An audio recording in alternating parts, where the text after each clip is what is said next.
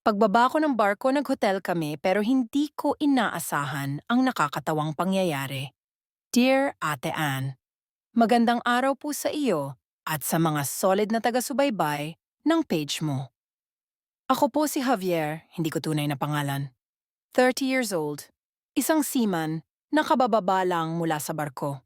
Mahigit 1 taon pa lang kaming kasal ng misis kong si Jel at wala pa kaming anak kaya bawat uwi ko ay parang honeymoon ulit.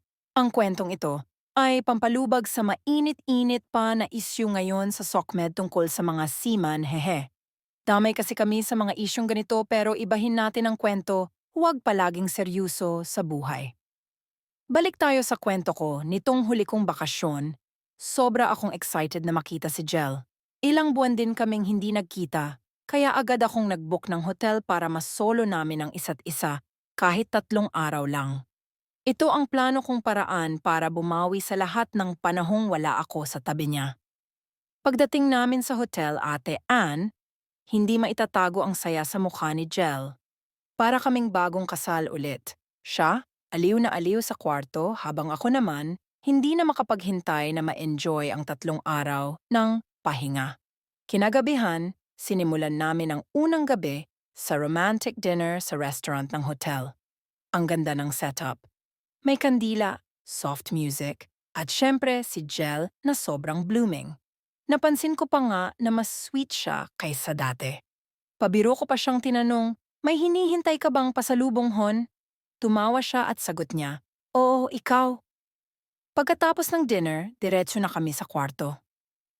Siyempre, Ate Ann, excited na ako. Ilang buwan akong nasa gitna ng dagat, puro trabaho at kulang sa lambing, kaya kailangan ng pakawalan ang babies ko at baka isa sa kanila sisilang sa mundo. Ito na ang moment ko para ipadama kay Jel kung gaano ko siya kamahal at kamis. Pero eto na, habang nasa kalagitnaan kami ng mainit na tagpo ng ang perlas, hindi pa nagtagal, bigla na lang may sobrang init. Akala ko Ate Ann, tapos na si Jel kaya napasabi ako. Ang bilis mo naman Hun, 4 na tulak ko pa nga lang. Nanlaki ang mata niya at biglang tumawa. Tinulak niya ako at biglang bumangon, tinanong ko, "Hon, okay ka lang?" Sabi niya, "Teka lang, Hon, parang may mali." Hindi ko agad na-gets, kaya sumunod lang ako habang tinatakpan niya ang sarili. Ate Ann, nang makita namin ang kumot, doon na naging malinaw ang lahat. Malakas pala ang niya at biglang dumating sa unang gabi pa lang namin sa hotel. Bigla siyang tumakbo papunta sa banyo at ako naman ay naiwan sa kama, tulala. Nung bumalik siya, mukha niyang parang pinaghalong hiya at takot. Sorry, Hon. Hindi ko talaga inaasahan. Akala ko bukas pa, sabi niya. Hindi ko alam kung ano ang sasabihin ko noong una, pero napatawa na lang ako. Grabe ka, Hon! Parang sinabotahe tayo ng kalikasan. Umismid siya. Huwag mo akong pagtawanan, nakakahiya. Pero kita ko, pinipigil din niya ang tawa niya. Dahil malakas ang dalaw niya, hindi na namin tinuloy ang gabi. Tuloy, hindi successful ang paglabas ng mga babies ko, pero ayos lang nagawan ko rin ang paraan sa banyo.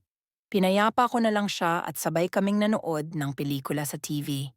Niyakap ko siya at sinabi, "Hon, okay lang yan. Basta ikaw ang kasama ko, masaya na ako. Pero next time siguraduhin mo na hindi tayo matimingan."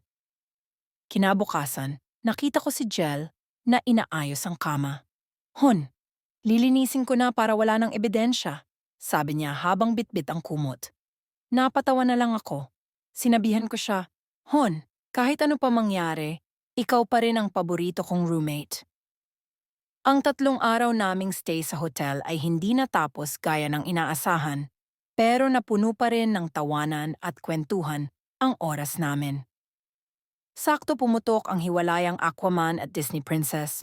Napag-usapan din namin na hindi sana kami hahantong sa ganong sitwasyon dahil hindi rin ako gagawa ng ikakasira sa relasyon naming binuo. Dahil sa hindi inaasahan pangyayari sa Hotel Ate Ann, ang joke namin ngayon, tuwing uuwi ako ay, "Hon, ready na ba ang calendar mo? Haha."